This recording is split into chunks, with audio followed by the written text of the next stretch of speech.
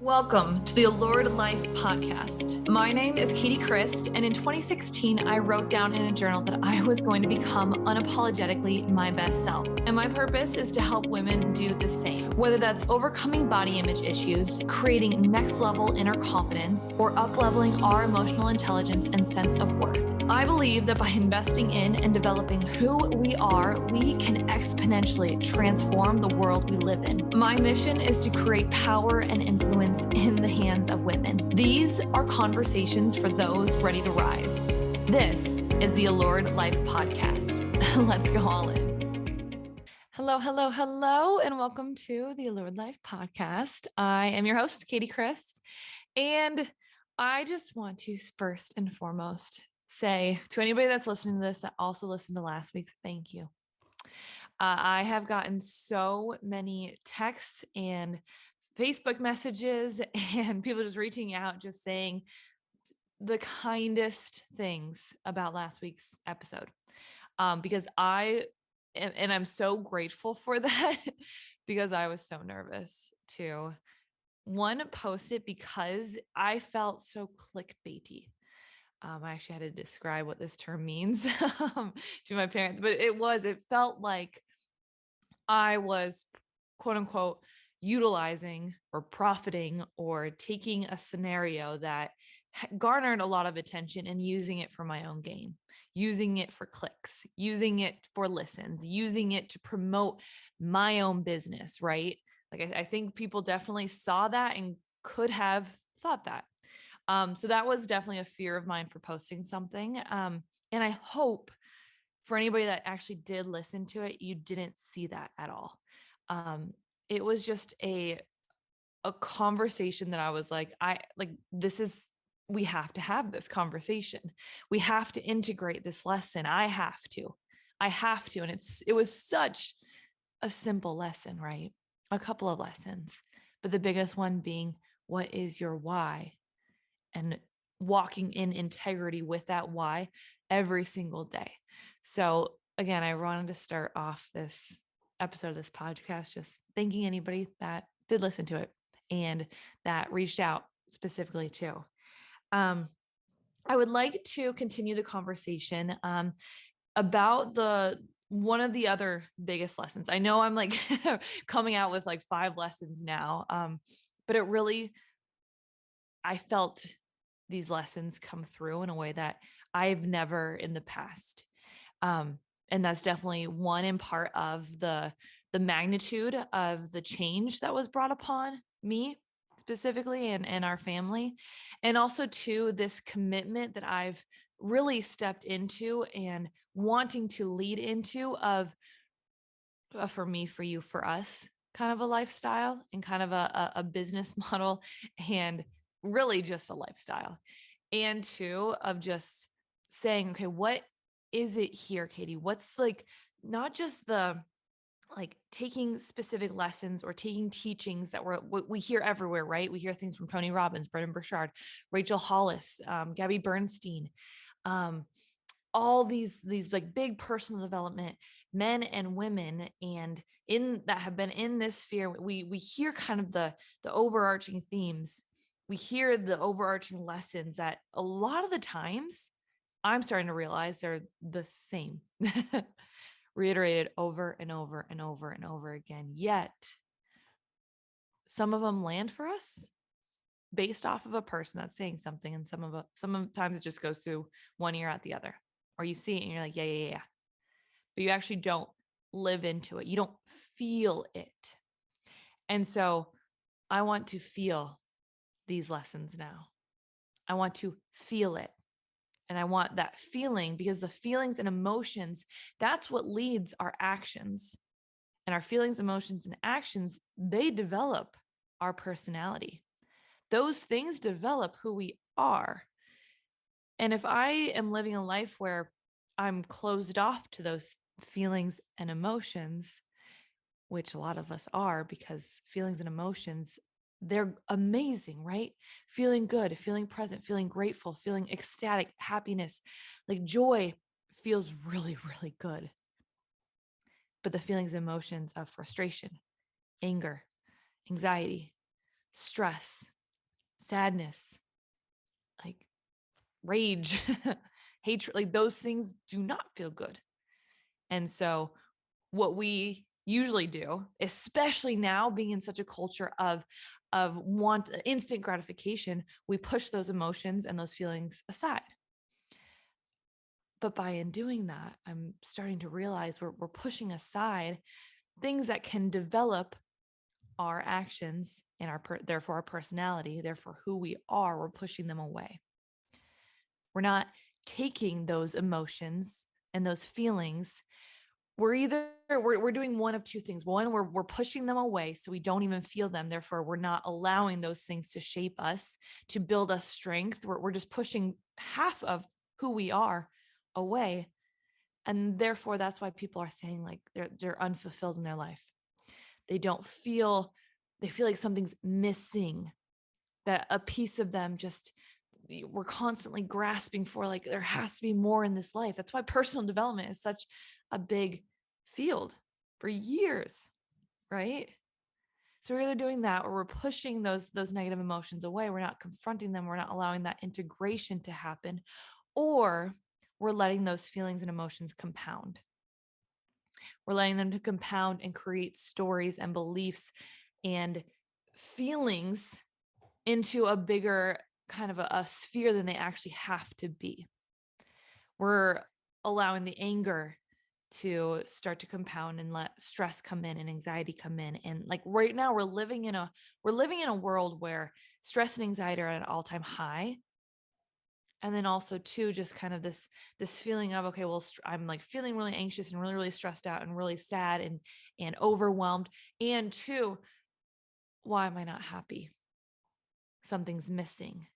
So it's almost like we're doing both of those scenarios at once, where we're pushing away the anger emotion, the negative feelings, we're pushing those away. We're not actually sitting with them and holding them and walking with those and letting them kind of be a part of our story, but not allowing it to compound into something else that we are kind of living into a version of us that just isn't true of where we want to be. Because we can craft it, right? If we really start to pull back and hold the emotions and the feelings that just do not feel good, can we hold them and get from that the energy that is good for us from those emotions? Can we hold that and walk with that without letting those anger and emotions and those bad feelings start to compound into something else? That we're walking in stride of who we want to be. We're not letting things just kind of react to us. We're not letting things we're not allowing ourselves to feel out of control anymore. I went off of a little bit tangent. So what was I even talking about before? Okay, I completely lost my train of thought of like where that conversation was, like where the transition wanted to be. But the core of this conversation is going on this emotions and feelings. And just, again, in the past like 6 months, I've asked myself, I want to be the strongest version of you, Katie. What does that look like? And one of the biggest lessons that I have been thrown time after time after time is, can you hold the negative energies, the negative emotions, the negative feelings that are coming for you? Can you hold it? And so this is a lesson that I briefly touched on last episode, and I want to dive in deeper this week, because I think this has been something that I haven't owned yet, but I am walking with right now. And it is just, can you hold the void? Can you hold feelings and thoughts and emotions without letting them compound? So last week I talked about how when we got the news with my dad, how it happened in like 4 days. I went through pivotal kind of emotions. The first day was shock. The second day was sadness. Third day was anger. And the fourth day was gratitude. I was intentional with that. I actually allowed space in my schedule, and I am so grateful that I have that capability. Not a lot of people do, to say, I'm pushing everything aside. I'm going to feel these emotions and let them go through me so that, one, I integrate them. I learn anything that like is coming from them, any of the energy that is attached with that emotion. I'm like, okay, let me, like, what is it right now for me? What is it? Or or so I was like, let me just sit with these things and see if anything comes from this anger or this sadness. And I also was like, I'm going to sit with this because I do not want this to compound into something else. I don't want this sadness and this anger and this, like, to start to compound and start to almost as like just an avalanche, just kind of cascade into something that I can't control. That where your mindset is going left and right and creating stories that you're just like, wait, where did this come from? But then you start to believe is actually true. So let me explain these two things specifically. And let's start with the sadness day. So Monday was sad day for Katie. Sad, sad, sad. And so here is how I didn't let it compound. So past Katie would have, if I was feeling really, really sad, it would have started with sadness. And then my brain would have been like, why am I sad, Katie? And I would have tried to justify it. And a lot of the times when I'm trying to justify a negative emotion, my ego wants to blame other things, wants to kind of be like, this isn't your fault, Katie. No, no, no, no, no. Like, you feeling sadness, someone caused this. Someone is the devil out there. I'm sorry if that offends anybody for me using the devil term. I'm sorry. Someone out there is like, they are like, shame on them. They're making you sad.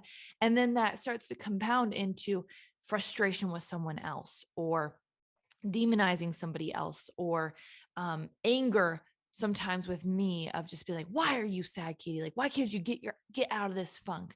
Like, you have so much else that you have to be doing. Like, stop doing this.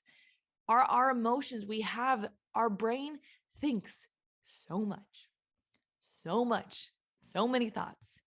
And so how many of those thoughts can we actually control? Some, yes. A lot of the times, unless I'm just like a weird person, but I don't think so. My thoughts and emotions just come, and these stories come popping out. And I can start to then, it's almost like a lens is put on my brain. I have blinders on, where it's like the stories that are coming in, I start to try to find circumstantial evidence that's going to confirm myself and my feelings and my thoughts. And that's what I could have done on Monday.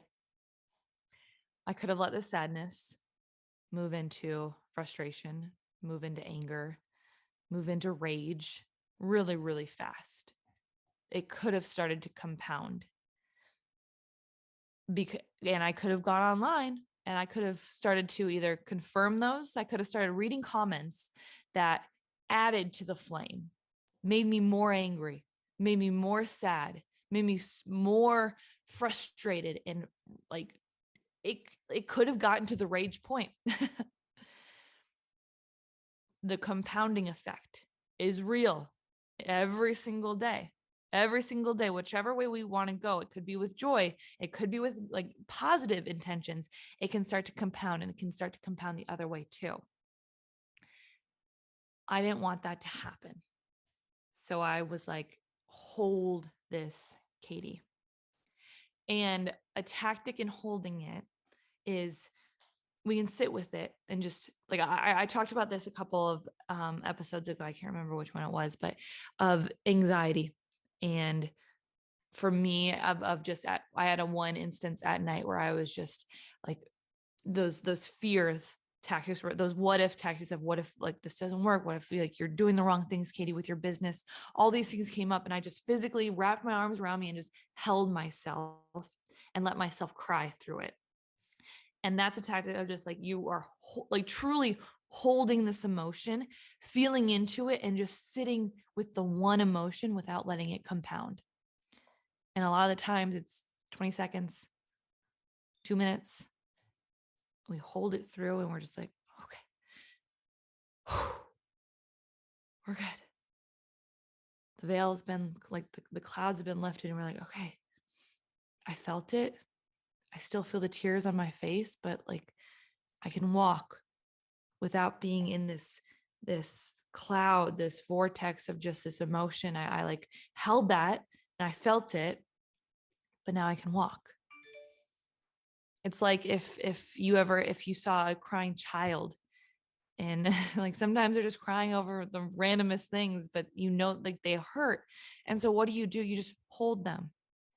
So that's one way of doing it. Another way of doing it too, of just holding your emotion and feeling into it, is to almost take that emotion and associate it with something else that is going to kind of equate to that emotion. So for me, I was feeling sad. I was feeling really, really sad on Monday. So I watched like 5 episodes of This Is Us. And the one that got like, I watched the one where Rebecca passed away, like the second to last episode of the final season. Oh, Ryan came out and I just had tears. I like could not stop it. It was ugly crying. It was just like, whoosh. But I like associated, I put my sadness and I like inserted into an episode of This Is Us, so that my brain didn't go and try to like fix everything. I'm just going to sit here and I'm going to let this show move me through this sadness. I'm going to like plug into this movie and be like, this is the sadness. I'm associating the sadness with this. And sure, my thoughts went back to my family. I think it kind of coincided really, really well with This Is Us. If anybody has watched This Is Us, it's all about family, right? And it's all about living in hindsight, this perspective that you get when so This Is Us, it's all about it showcases life back in when these kind of the big three, I can't even remember their names right now, but it showcases their life when they were children, when their parents were falling in love, when they were teenagers and their dad passed away, when they were growing up, and then it moves to the future as well, when their mom, like it's all happening all at the same time.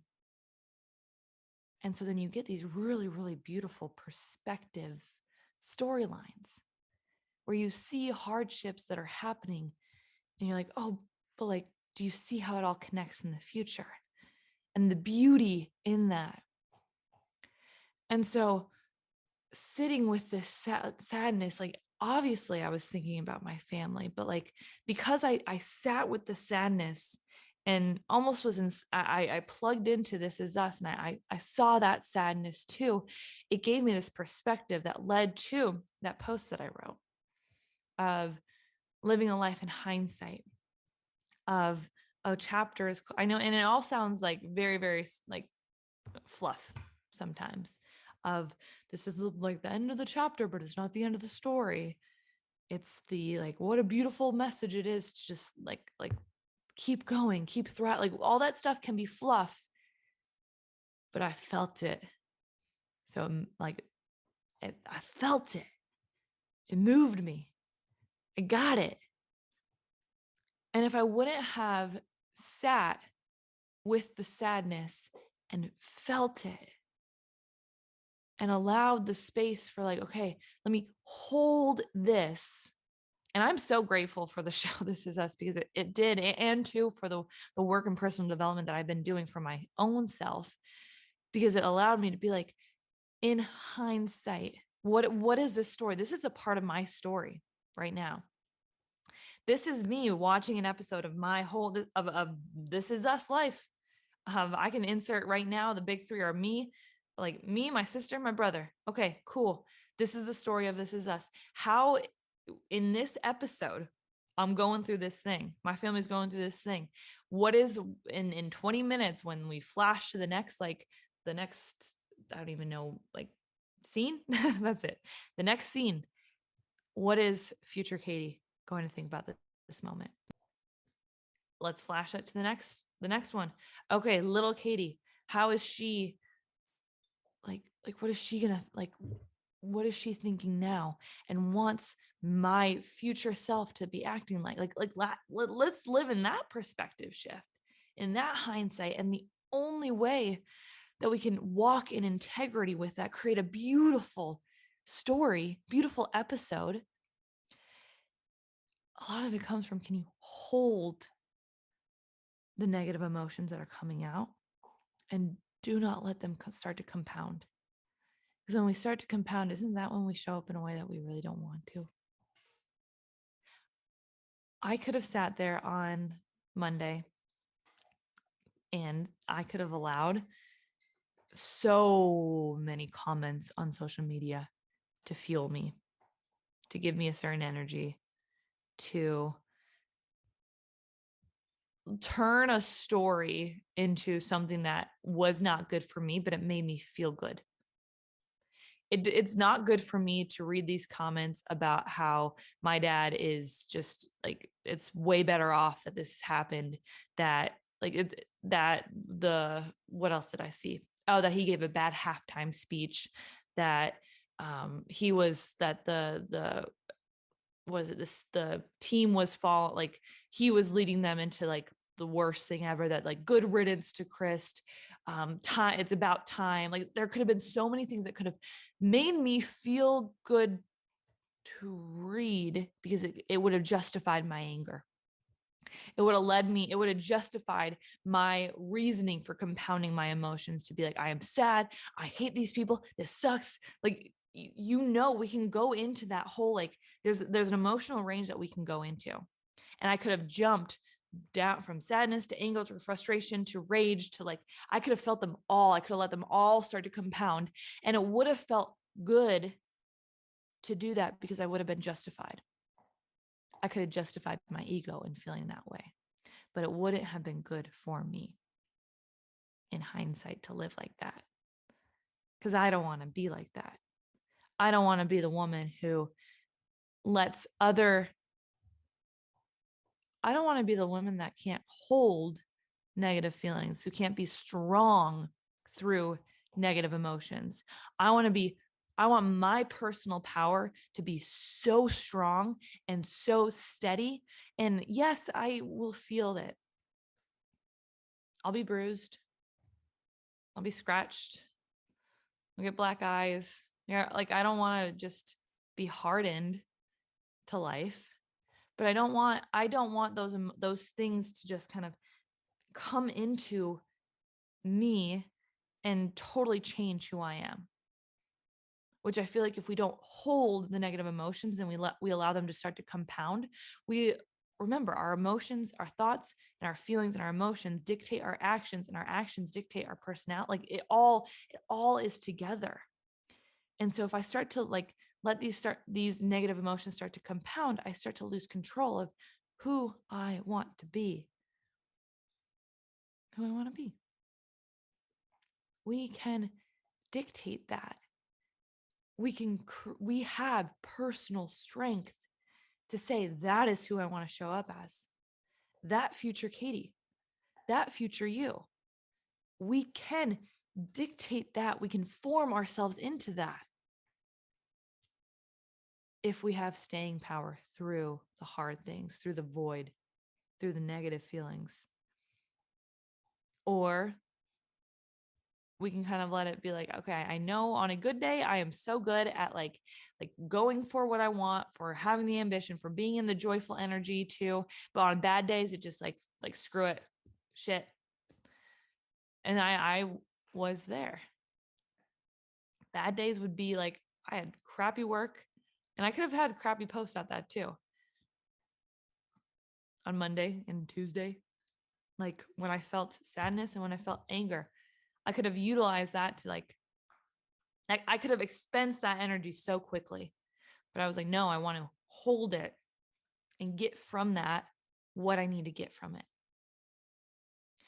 And really practicing into personal power versus circumstantial power. So personal power is I lead myself through everything.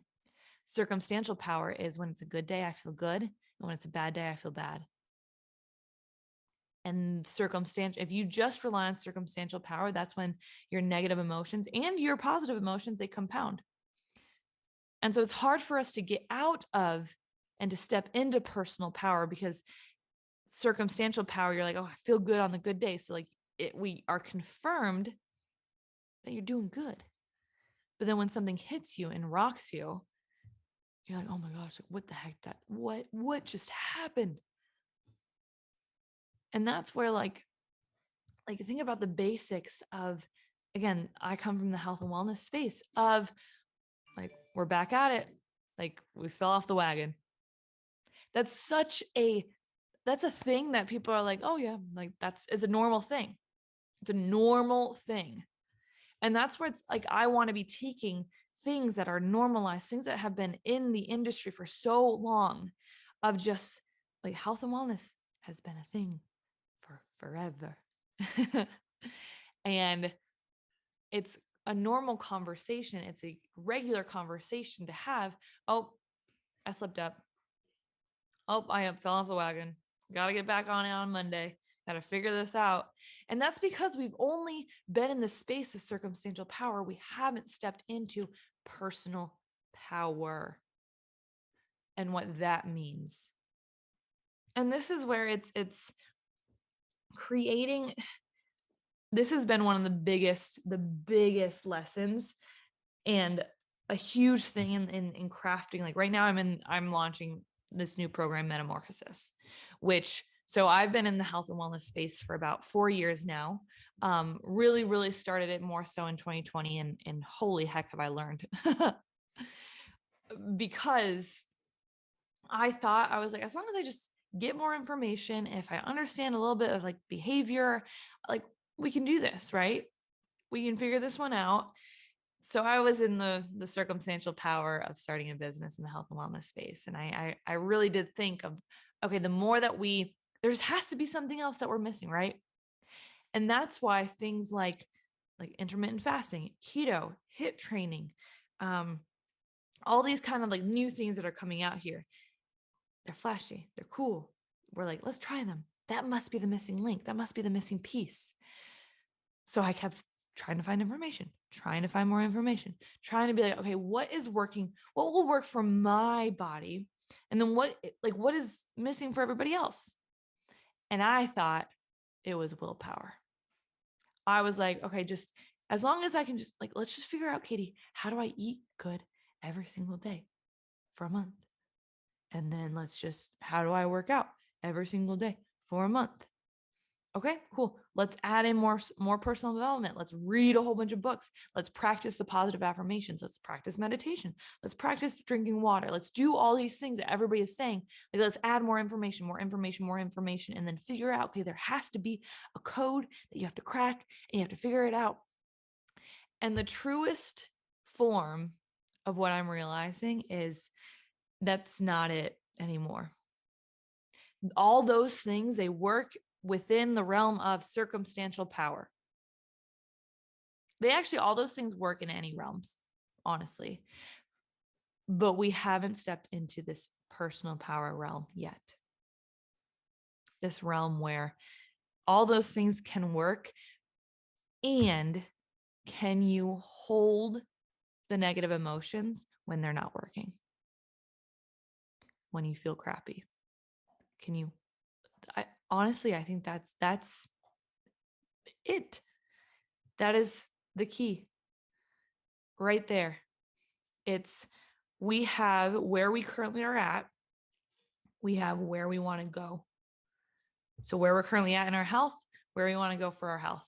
Where we're currently at in our finances, where we want to go in our finances. Where we're currently at in our relationships or our level of influence with our families. Where are we?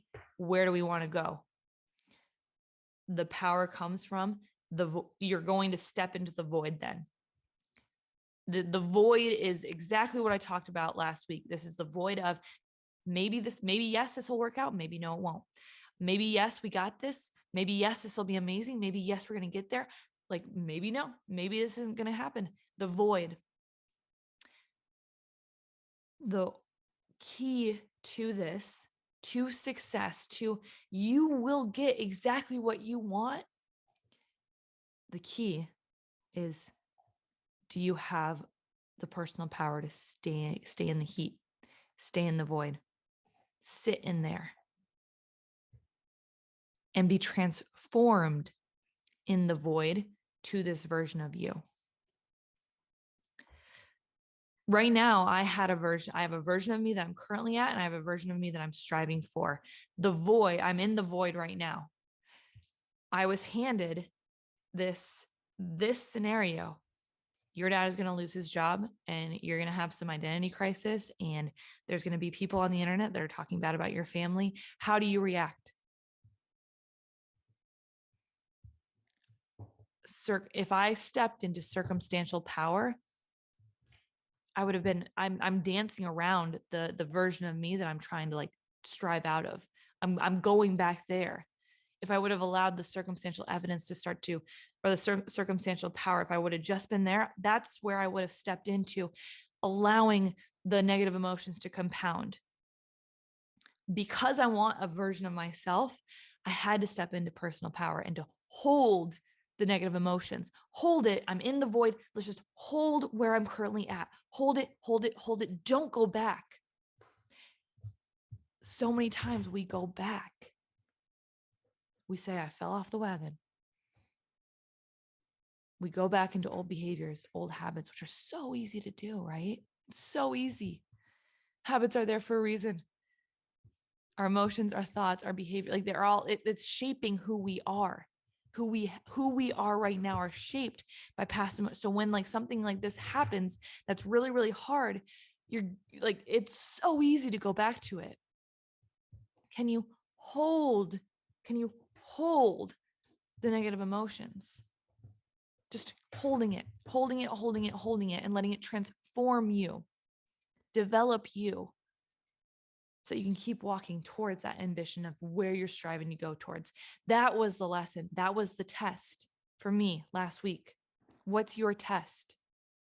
Because it is like when we can hold the negative emotions and utilizing them for progressing us towards the version of us that we want. We can utilize that.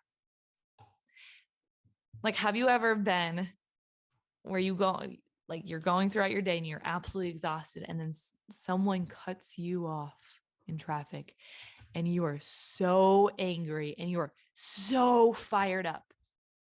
Where did that energy come from? You were going about your day. You're absolutely exhausted. You're like going to go pick up the kids. Someone cuts you off. You're like you're like, I can She-Hulk. Where did that energy come from?